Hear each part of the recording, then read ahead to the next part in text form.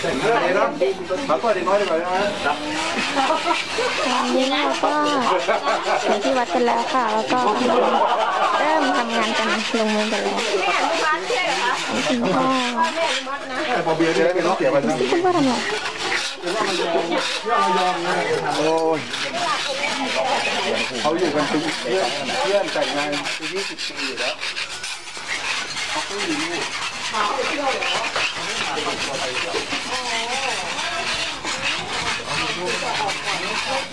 เราเลยเพื่อนไม่เคยได้เที่ยวไหนเลยเราเที่ยวไหนเลย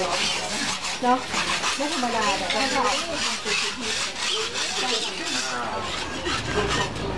ถ้าทำงานแบบนี้จริงๆเราต้องมีการปิดจมูกแต่มันไม่มีอ่ะ